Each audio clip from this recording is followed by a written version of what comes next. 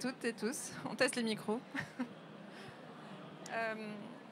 Je vous propose qu'on démarre. Vous êtes déjà nombreux, donc merci à tous de venir nous écouter donc, sur ce thème de la communication responsable et du greenwashing. On trouvait que c'était bien dans le thème de la vérité. Et donc j'ai le plaisir de recevoir et d'accueillir Stéphane Halali et Valérie Martin. Donc, l'un est dirigeant d'une PME engagée. Valérie est experte à l'ADEME sur ces sujets justement de communication responsable. Donc, merci à tous les deux de nous avoir rejoints. Je vais simplement les présenter rapidement et puis après on va passer aux échanges. Et n'hésitez pas à préparer vos questions pour la fin. On va essayer de tenir notre timing pour qu'on puisse dialoguer. Moi, je suis Katia Ronzo. Je ne me suis pas présentée. Je travaille chez BPI France dans les équipes conseil. Voilà. Et je commence par Valérie Martin, qui est titulaire d'un DEA en économie de l'environnement à l'Université Paris 1. Valérie travaille depuis 1993 maintenant à l'ADEME, donc l'Agence de la transition écologique. Et elle a occupé différentes fonctions jusqu'à être maintenant la chef du service mobilisation citoyenne et médias. Donc elle s'occupe notamment de tout ce qui touche à la stratégie de communication envers les jeunes, le grand public. Et elle encadre toute une série de publications, notamment sur la communication responsable. Donc encore une fois, c'est notre experte du jour qui va nous partager plein de bonnes pratiques, des écueils à éviter, etc.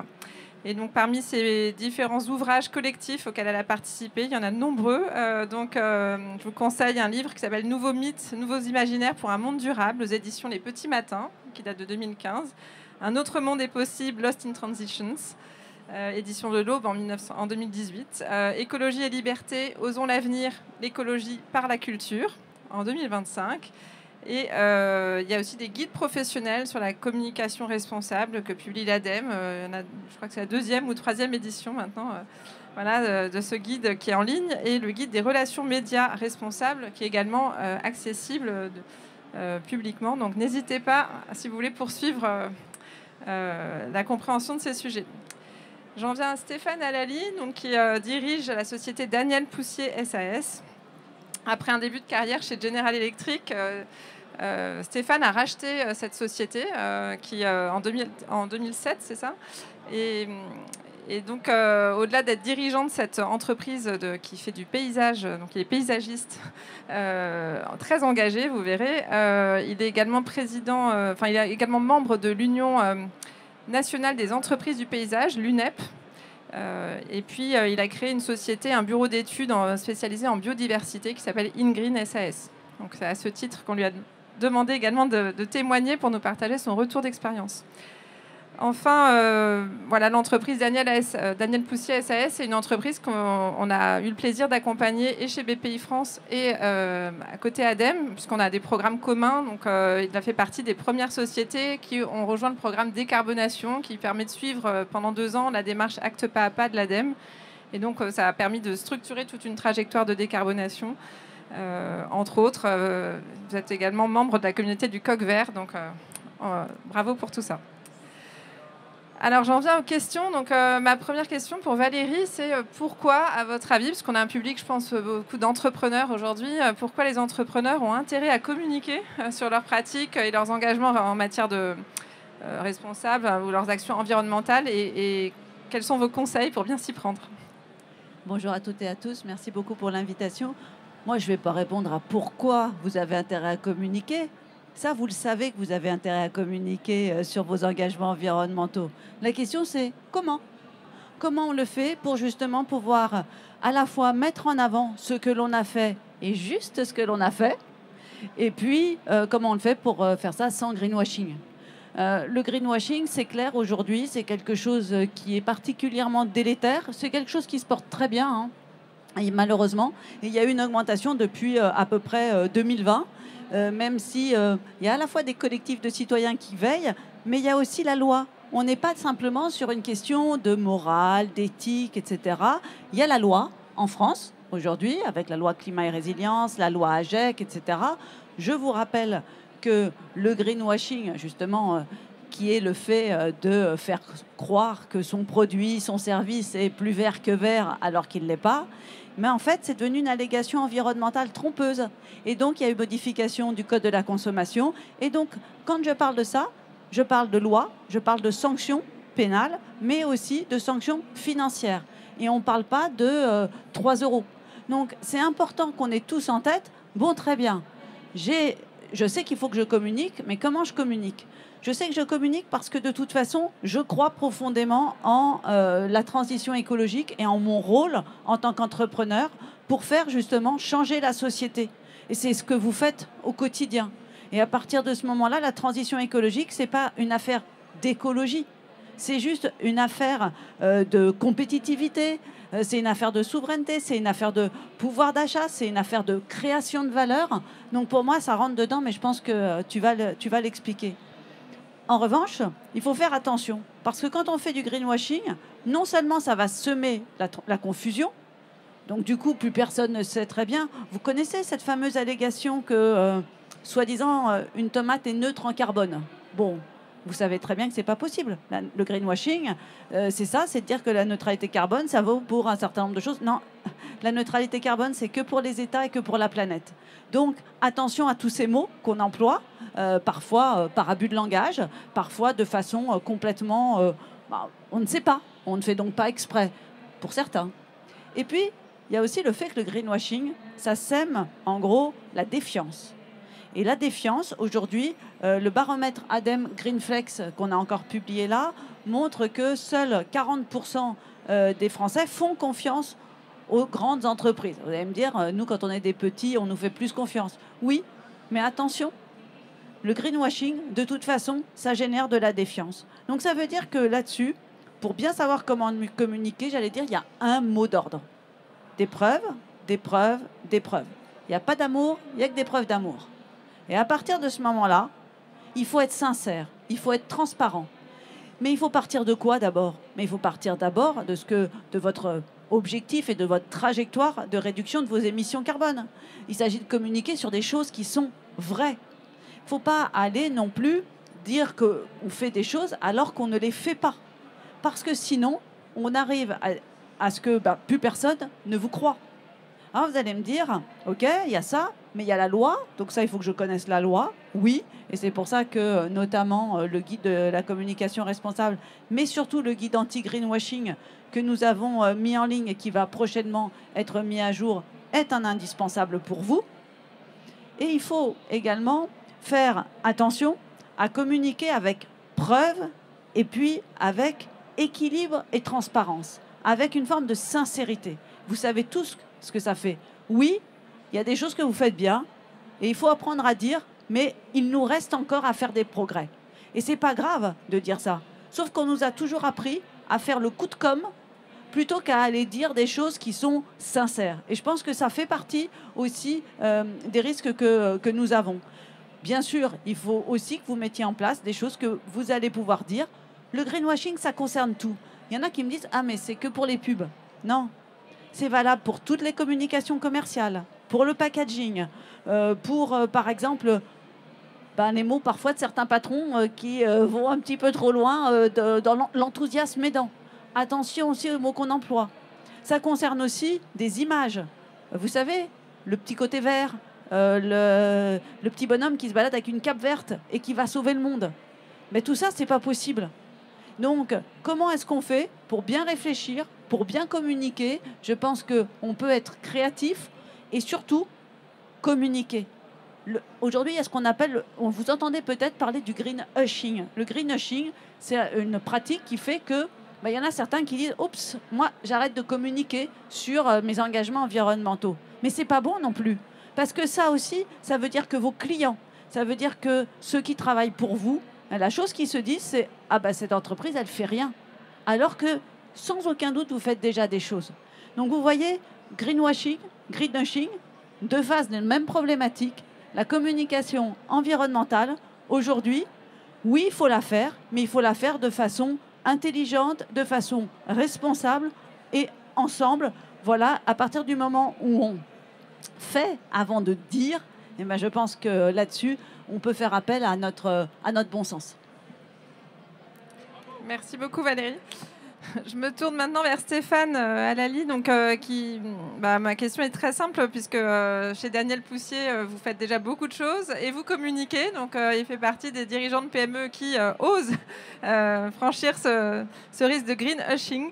Et vous avez décidé de transformer complètement le modèle historique de la société. Peut-être que vous pouvez nous en dire deux mots et nous expliquer comment vous avez décidé de communiquer et quand sur tous ces sujets, notamment liés à votre action environnementale.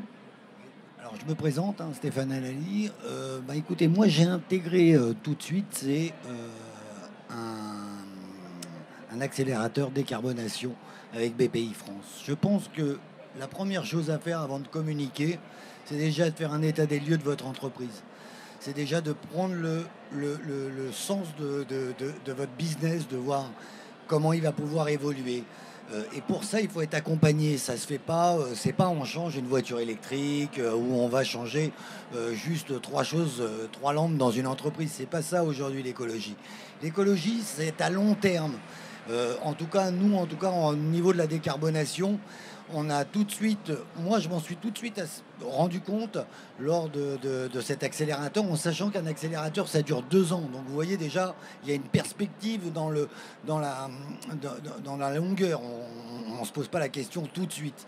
La première des choses que vous allez avoir, c'est de ressentir tous les impacts environnementaux que votre entreprise sur la société ou sur l'environnement et tout ce qu'il y a. Donc on va les déterminer.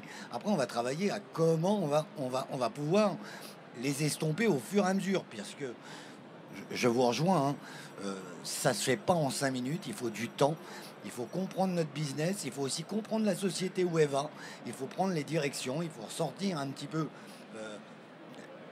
tout ce microcosme qui est autour de nous. Il faut aussi regarder géopolitiquement comment ça se passe. Et de là, vous allez vous mettre une trajectoire. Et vous allez construire une trajectoire. Et là, je remercie l'ADEME et BPI qui, voilà, c'est le premier pas, la décarbonation, où vous en êtes, la trajectoire que vous allez vous faire. Et à partir de là, vous allez repenser. Nous, on a complètement repensé notre business model. Et pourtant, j'étais dans un secteur, moi, qui était assez facile. Je me suis dit, oh là là, je suis dans les espaces verts. Moi, tout est vert, ça va être facile. Écoutez, ce que je veux vous dire, c'est que dès que vous mettez le doigt dedans, la tâche, elle est immense. Ne communiquez pas en disant, voilà, je suis devenu vert. Il va falloir, moi, je me suis mis un objectif entre 10 et 20 ans pour arriver à quelque chose d'à peu près, qui ait du sens, où je vais pouvoir dire ok, j'ai décarboné, ok, je respecte la RSE, je respecte socialement et environnementalement. C'est un lien complexe. Je vais respecter la biodiversité, parce qu'il va falloir emmener aussi les acteurs, ça veut dire vos acteurs, vos partenaires financiers, il va falloir emmener vos clients, il va falloir emmener vos fournisseurs. Il y a toutes les scopes qui a emmené avant. Donc, avant de communiquer et de dire, écoutez, moi, je suis une entreprise verte, on peut juste dire, nous, on s'est engagé vers ce chemin-là. Il va nous falloir du temps et on a besoin aujourd'hui de tous les acteurs et de tous les Français pour y arriver. Parce que si aujourd'hui, vous ne prenez pas conscience que la planète a besoin de nous, mais nous avons besoin de la planète. Et sans vous, on n'arrivera pas aujourd'hui à passer, si vous voulez, ce cap. Je pense qu'aujourd'hui, vous voyez, géopolitiquement, c'est très compliqué. Et je pense que l'Europe aujourd'hui a touché à quelque chose de très important.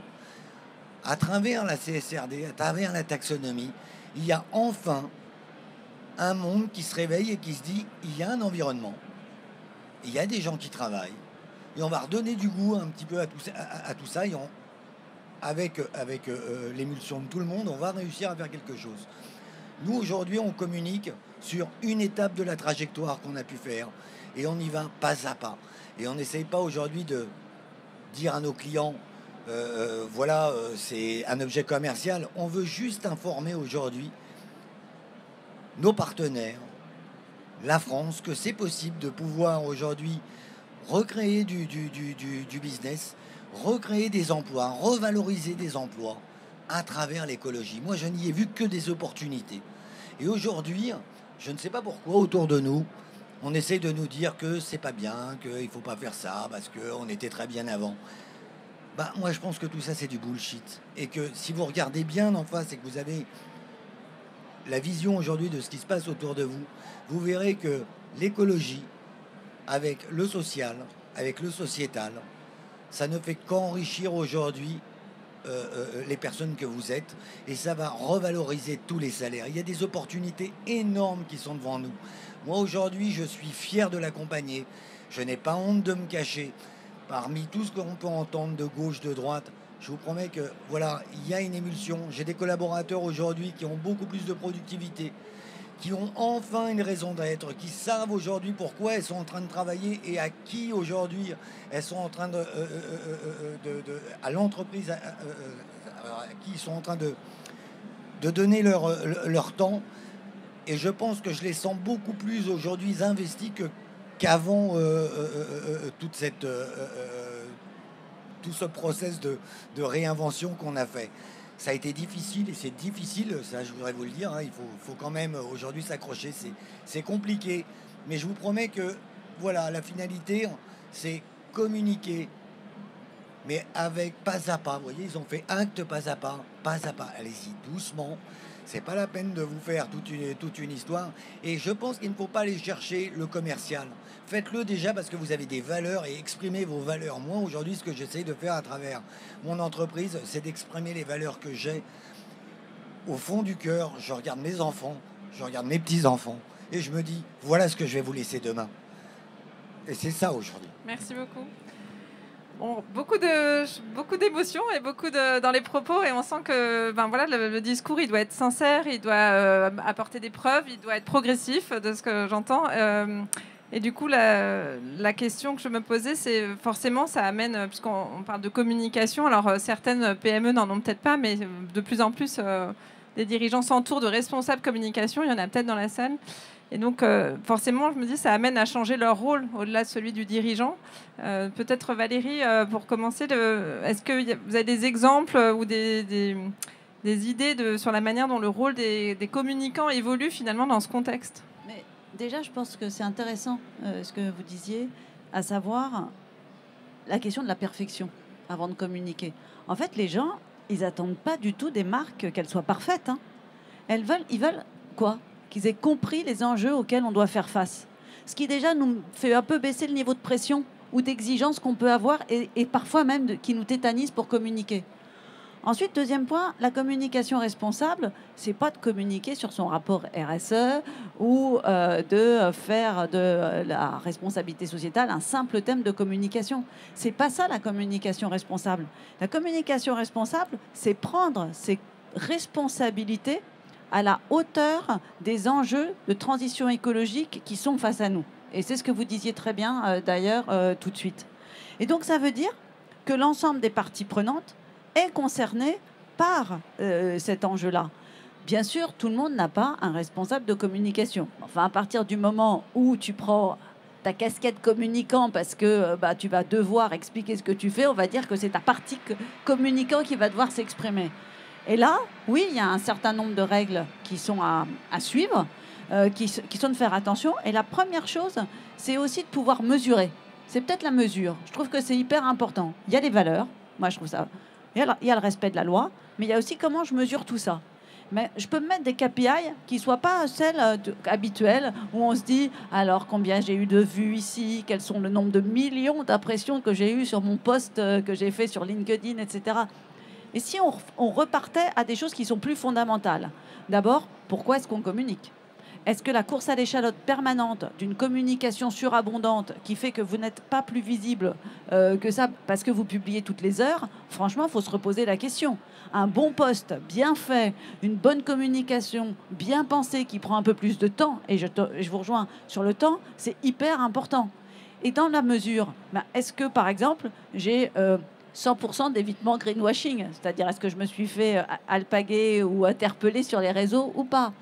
Sur les vidéos, quand j'en mets, pas à outrance, pas en déclenchant l'autoplay, etc. Est-ce que mes vidéos, quel est le pourcentage qui est vu à 100% et non pas comme on vous le montre très souvent, tiens, ça a été les 5 premières secondes, il y a 100% qui l'ont vu. Ah bah c'est intéressant, mais enfin moi mon message il est surtout au bout de la 27e seconde, donc c'est dommage pour moi. Comment je fais aussi par rapport à l'équilibre, au respect des genres, à la diversité. Il y a quel est le pourcentage de mes fournisseurs qui sont engagés?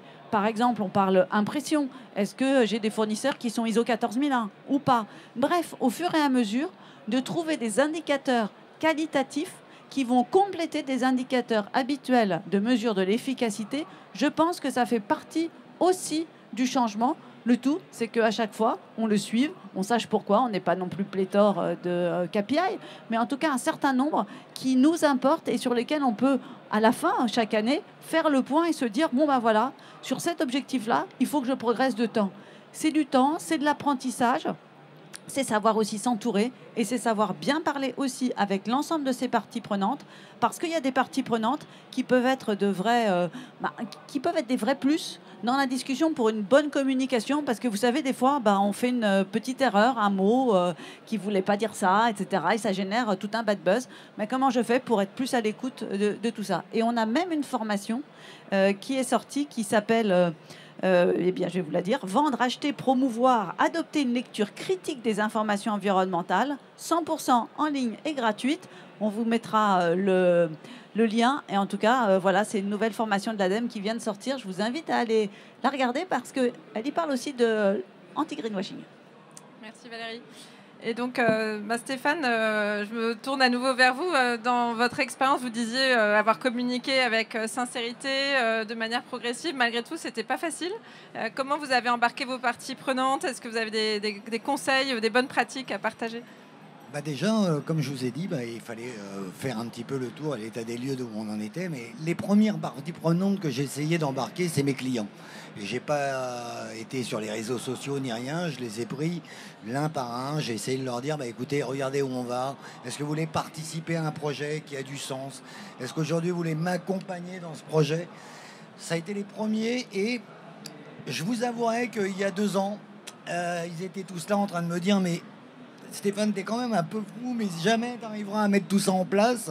Et au fur et à mesure du temps, ils ont compris un petit peu où je voulais en venir, quel était le projet qu'on était en train de bâtir ensemble et tout l'impact sociétal et environnemental qu'il y avait derrière. On a vu aussi toutes les difficultés aujourd'hui des entreprises et surtout quand on est une petite PME, parce que comme vous l'avez dit, nous on n'a pas de responsable RSE, on se retrouve tout seul. Donc, c'est les week-ends, c'est toutes les soirs. Ça fait 1 an et demi qu'on est vraiment à 100% pour essayer de donner cet élément aujourd'hui d'avancement, que la France avance, qu'on est des acteurs engagés, que tout ce qu'on a mis en place et tout ce qu'on explique aux clients, on arrive à le mettre en place. C'est d'emmener les collaborateurs, parce que les collaborateurs au début, ils vous disent mais Stéphane, mais qu'est-ce que tu fais, mais tu vas couler la boîte, mais on peut pas changer tous nos procédés comme ça. J'ai dû abandonner 80% de mes clients pour essayer de me réorienter vers quelque chose qui avait du sens, parce que on se dit mais qu'est-ce qu'on a fait pendant 15 ans, et si je continue à faire ça, qu'est-ce que je vais laisser devant moi? Donc vous êtes piégé quelque part parce que vous avez vos valeurs qui sont en face de vous et vous devez y aller. Mes collaborateurs m'ont suivi avec du mal, mais ils sont encore tous là. Et je les remercie parce que je pense qu'il y en a quelques-uns qui m'écoutent. Mais voilà, on est en train de gagner la partie jour après jour. Et j'ai encore quelques années pour arriver à pouvoir développer le projet qu'on a en tête aujourd'hui, qui est de créer des licences avec tous ces bienfaits qu'il y a dans notre projet. C'est compliqué, mais quelque part, quand vous regardez ce qu'on va engendrer derrière et le monde meilleur qu'on est en train de préparer, c'est pas grand chose. Donc voilà, il faut aussi s'investir. Si on veut faire avancer notre pays, si on veut faire avancer aujourd'hui les entreprises, c'est d'abord de l'investissement personnel, c'est l'investissement du patron, parce que si vous n'avez pas le patron qui y va, ça sert à rien. Après, se mesurer. Moi, j'ai arrêté un petit peu de me poser des questions et j'agis aujourd'hui. J'ai mon association qui est là, qui me soutient, avec qui on fait des projets énormes. J'en profite pour parler de YouCare. Voilà une superbe association qui, avec son élan, on arrive aujourd'hui à monter une pépinière naturelle avec beaucoup de réemploi, avec une chaîne de valeur qui est reconstituée. Donc, voyez, pas à pas et année en année, on arrive à avancer. Et je pense qu'on finalisera ce projet dans 10 ans, mais on aura revaloriser des métiers, on aura fait travailler des associations et réinsérer des gens. On aura rendu mes clients heureux parce que aujourd'hui, en revalorisant nos collaborateurs, c'est une meilleure performance. Et puis on va mettre un petit peu de joie puisqu'on a des espaces verts, on a des fleurs, on a des senteurs, on a plein de choses à vous apporter. Et c'est un peu ça que j'essaie de faire passer comme communication. C'est à travers les végétaux, ils nous ont sauvés de 4 extinctions, ils vont nous sauver de la prochaine. Je compte sur eux. Bravo. Et ça donne envie, non? Donc, il nous reste peu de temps. Je suis désolée, il nous reste que 4 minutes, mais vous voyez qu'on a plein de choses à vous partager. Si vous avez des questions, 1 ou 2 questions, on peut en profiter pour y répondre avec grand plaisir. Allez-y, madame. Alors, c'est plus un témoignage parce que ce que vous avez dit, la preuve, c'est clair. Nous, je suis une petite entreprise, hein, donc je ne suis pas Danone, je suis dans l'alimentaire. Mais ce n'est pas pour autant qu'on ne nous contrôle pas. Et donc, on a eu un contrôle des fraudes sur notre communication, sur notre pack. Le fait qu'on ait mis un logo par rapport à une association à laquelle on faisait des dons. Par rapport au fait que sur notre site internet, on avait mis qu'on n'utilise que de l'énergie 100% renouvelable. Et puis, il y avait un 3e point. Mais les fraudes nous ont demandé les preuves pour ce qu'on a fourni. Mais effectivement, ce n'est pas parce qu'on est une petite entreprise qu'on est à l'abri des contrôles. Voilà. Parce qu'on va se dire, oh, le greenwashing, c'est que les grosses entreprises et il n'y a que elles qui sont contrôlées. Bien non. Non, et vous avez tout à fait raison. Et de toute façon, aujourd'hui, il y a eu la société qui vend Chine, qui a été contrôlée par la DGCCRF, et donc l'amende se chiffre en millions. Donc c'est quand même important. Mais effectivement, toutes les tailles d'entreprises sont concernées. Et c'est pour ça que les preuves, la transparence, la sincérité, l'humilité, c'est indispensable. Et il y a autre chose, parce que c'est ce que tu disais qui était hyper intéressant. Aujourd'hui, on a tous envie d'aller construire ce fameux nouveau récit dont vous avez peut-être entendu parler. Mais est-ce que c'est pas un peu surfait comme terme ou autre, etc. Alors on me dit, oui, mais bon, alors la communication responsable. Mais la communication responsable pour de vrai, c'est pas ça le plus important. Vous pouvez pas créer une communication plus responsable si vous n'avez pas une entreprise qui est plus responsable. Et en fait, c'est donc, on ne peut pas faire de la com responsable toute seule dans notre coin, et puis le responsable com se débrouillant pendant qu'il n'y a rien qui bouge au niveau de l'entreprise. Parce qu'à un moment ou à un autre, il va y avoir une fracture, et c'est à ce moment-là que le greenwashing, c'est le fashion faux pas qu'il ne faudra pas avoir fait. Merci. Est-ce qu'il y aura une 2e question ou une réaction avant qu'on arrive au mot de la fin? Merci d'être venus si nombreux. Et donc peut-être un dernier mot, Valérie, Stéphane, si vous voulez, pour conclure, un conseil à donner au-delà de tout ce que vous nous avez déjà partagé. En tout cas, merci. J'en profite à tous les deux parce que c'était passionnant. Moi, je dirais juste à tous les entrepreneurs, réveillez-vous. C'est l'heure. On a vraiment besoin de monter sur la table. Moi, je dirais sincérité, humilité, transparence. C'est un super défi. On ne doit pas travailler seul dans notre coin, mais on doit travailler tous ensemble. C'est important. Tous les acteurs qui tournent autour de l'écosystème de l'entreprise. Parce que si on essaye de faire tout seul dans son coin en utilisant à tort et à travers tout un tas de mots, etc., de toute façon, ça nous reviendra en boomerang. Et on aura perdu beaucoup, ce qui est dommage, alors que derrière, il y avait certainement un certain nombre de choses qui étaient parfaitement à valoriser et un engagement. Donc, il y a un beau défi face à nous tous et on le gagnera parce que justement, on aura mis ces principes-là au devant. Moi, je voudrais juste terminer. Merci BPI, merci ADEME, même si des fois on entend beaucoup de critiques à vos rencontres. Heureusement que vous êtes là. Heureusement du soutien. Merci. On peut les applaudir. Merci beaucoup.